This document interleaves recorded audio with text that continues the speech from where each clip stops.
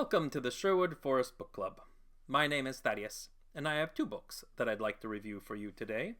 The first is Roger Lancelyn Green's The Adventures of Robin Hood from 1956. The other is The Merry Adventures of Robin Hood by Howard Pyle from 1883. Now, I decided to do both of these books together because they're both, old. They're books that were written a long time ago, but they're both ones that are still found in print. They're both times when these authors took the classic ballads and earlier versions of Robin Hood from the 15th century forward and sort of formed semi-cohesive narratives around those ballads to create a single body of work. And then they are both published today in print as basically your children's book version of Robin Hood. Not quite a story picture book, but something that is intended to be approachable for kids. It is the classic versions of the stories that we're most likely to grow up with. They both have lots of the familiar incidences that you may have heard of from other movies and shows, or perhaps from one of these books growing up yourself, or other storybooks that have drawn off of the same source material, such as Robin Hood meeting Friar Tuck and getting carried across the river, Robin Hood and Little John meeting on the bridge and having the quarterstaff battle. All those instances and a lot more are shared between the two of them. Roger Lancelyn Green tries to develop a little bit more. He pulls from a few more sources, some of the other plays, some more ballads, pulls a lot from Ivanhoe, to the point that some of the best written bits of this book are cribbed directly from Ivanhoe, and I think Roger Lancelyn Green should practically have given Sir Walter Scott the co-writing credit. The best parts of this book, though, are the beginnings and the ends, where some of the story elements kind of come together the most, and it's the parts where Roger Lancelyn Green is doing his most of his own work as opposed to just retelling earlier tales. As it gets very episodic in the middle, he's just kind of regurgitating a lot of these narratives, and they're not fun. He doesn't do them especially well, and a lot of the time it's really just presented as being there because he thinks they should be there because they're classic stories.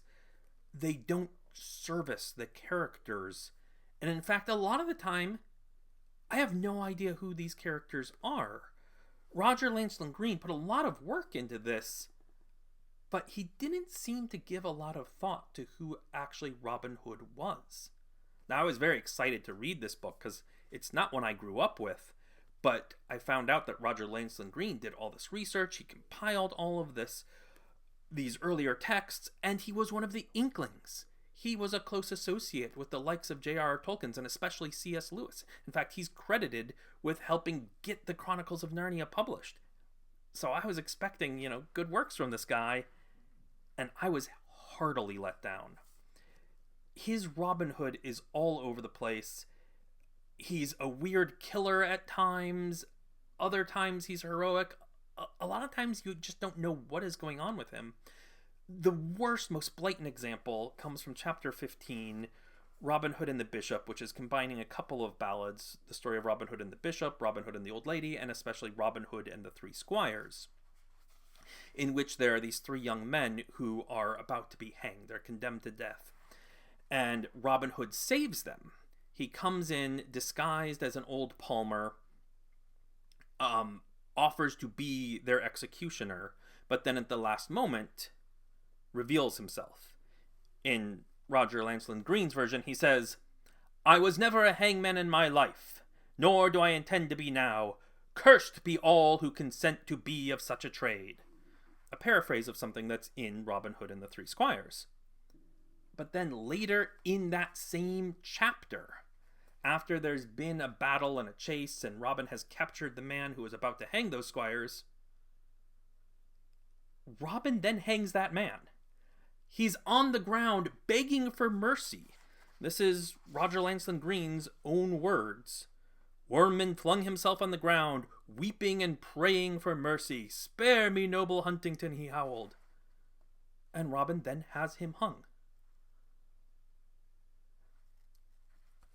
It's extremely dissatisfying, left a very bad taste in my mouth. Like I said, there's some good moments. I think it ended reasonably well, but ultimately extremely dissatisfying. I much prefer the sort of more classic and more easily recognized, especially because of his fantastic artwork, the works of Howard Pyle.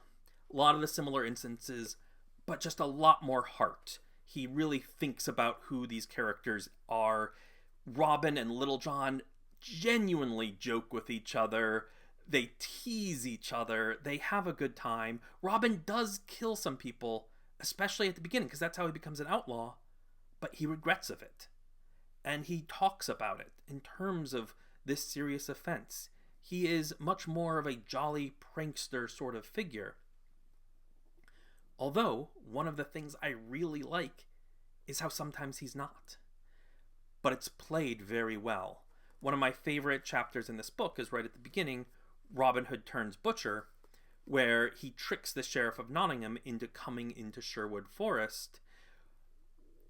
And it's very clear that he is doing this because the sheriff has proved himself to be a callow, selfish individual. The sheriff thinks he's taking advantage of some rube that he has taken Robin to be in his disguise as a butcher. Robin leads him into the forest. They force him to have a banquet with him. They make a point of talking about how they entertain him well and that the sheriff has a good time even. And then he insists that the sheriff pay with all of the money that he brought in to bilk this butcher who he thought Robin was. And the sheriff refuses. Then Robin Hood gets deadly earnest. The merry prankster that we've been seeing, going about in disguise, having a good time, takes this grave tone, looks the sheriff in his eye, points out how he was happy enough to be entertained by the Sheriff of Nottingham and to repay that favor, bringing him into Sherwood Forest to entertain the sheriff. But some of the other men there, who have suffered from some of the tax collectors, from various beatings, do not love the sheriff so well, and it would go ill for him were he not to pay. And that flip is handled very, very well in terms of Robin Hood being the merry prankster, but one who can turn serious when it is required. I don't think it's a perfect work. The language is often really archaic, and that might throw some people. I find it really fun, though. I enjoy it. I think it's not hard to get over. You read it. It's not difficult to comprehend. There's one particular flaw that I have found with this work, and it's mostly the lack of Maid Marian. It is a very dude-heavy story, as it were. I can't fault Howard Pyle too much for that. As I said, his primary source of inspiration were the early ballads, and Maid Marian is not a figure in those early ballads. Robin is shown thinking about her a couple times in the story, but she never appears. And that makes it a little dissatisfying. I like Maid Marian, like to see her around. But as a classic version of the Adventures of Robin Hood, I'm going to have to go with The Merry Ones by Howard Pyle. Thank you. The Sherwood Forest Book Club is always looking for new material to review. If there's something you would like to suggest, or would perhaps like to submit a review yourself, please contact us at intogreenwood@gmail.com. Thank you.